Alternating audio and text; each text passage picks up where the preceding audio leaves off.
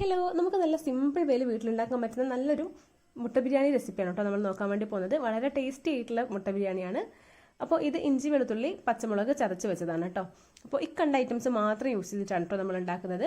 നിങ്ങൾക്ക് വീഡിയോയിലേക്ക് പോകുന്നതിനൊക്കെ മുന്നേ തന്നെ ഞാനൊരു ടിപ്പ് പറഞ്ഞുതരാം. നമ്മൾ എന്ത് ഫുഡ് ആയിട്ടാണോ കുക്ക് ചെയ്യാൻ വേണ്ടി പോകുന്നത് അതിനുള്ള സാധനങ്ങൾ ആദ്യം തന്നെ ഇതുപോലെ ഒന്ന് അറേഞ്ച് ചെയ്ത് വെക്കുകയാണെങ്കിൽ നമ്മൾ വിചാരിക്കുന്നതിന് നേരെ പകുതി സമയം കൊണ്ട് നമുക്ക് ആ ഒരു കുക്കിംഗ് പ്രോസസ്സ് കംപ്ലീറ്റ് ആക്കാൻ പറ്റും കേട്ടോ. നിങ്ങൾ ജസ്റ്റ് ഒന്ന് ട്രൈ ചെയ്ത് നോക്കൂ.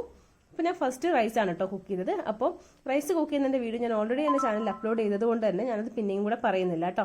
പിന്നെ നമുക്ക് മസാലയാണ്. ഞാനൊരു 5 മുട്ട പുഴുങ്ങി വെച്ചിട്ടുണ്ട്. അതിനുശേഷം സവാള നന്നായിട്ടൊന്ന് വഴറ്റിയതിന് ശേഷം ഇഞ്ചി വെളുത്തുള്ളി പച്ചമുളക് പേസ്റ്റ് അതിലോട്ടൊക്കെ മിക്സ് ചെയ്യുന്നുണ്ട് കേട്ടോ.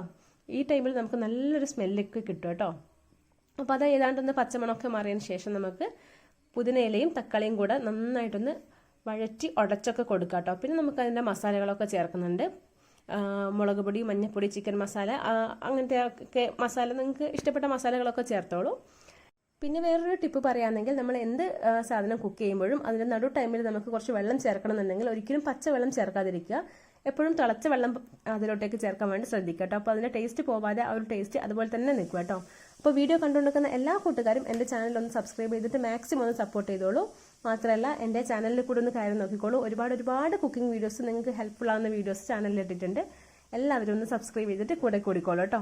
അപ്പോൾ നമ്മുടെ മുട്ട മസാല ഇവിടെ ഏതാണ്ട് സെറ്റ് ആയിട്ടുണ്ട്. നമ്മൾ സിമ്പിൾ വേയിൽ ഉണ്ടാക്കുന്നത് കൊണ്ട് തന്നെ ഒരുപാട് പ്രൊഫഷണൽ ആയിട്ടുള്ള രീതിയിലൊന്നും ദമ്മിടുന്നില്ല. ഈ ഒരു പാത്രത്തിൽ തന്നെ ഇവിടെ തന്നെ ദമ്മിട്ട് സെറ്റാക്കാണ് കേട്ടോ ചെയ്യുന്നത്. അപ്പോൾ ഇത് ഏതാണ്ട് കുക്കായതിനു ശേഷം കുറച്ച് റൈസ് ഇതിൻ്റെ മേലെ ഇതുപോലെ ഇട്ട് കൊടുക്കുന്നുണ്ട്. പിന്നെ കുറച്ചുകൂടി റൈസ് ചേർത്തതിന് ശേഷം അതിൻ്റെ മേലെ നമ്മുടെ പുതിനയില, മല്ലിയില, അതുപോലെ തന്നെ കാഷ്യൂ, കിസ്മിസ് ഒക്കെ അതിൻ്റെ മേലെ തന്നെ തൂവി കൊടുക്കുന്നുണ്ട്. കുറച്ച് നെയ്യും കൂടെ ടൈമിൽ അതിൻ്റെ മേലെ ഇട്ട് കൊടുക്കാം കേട്ടോ.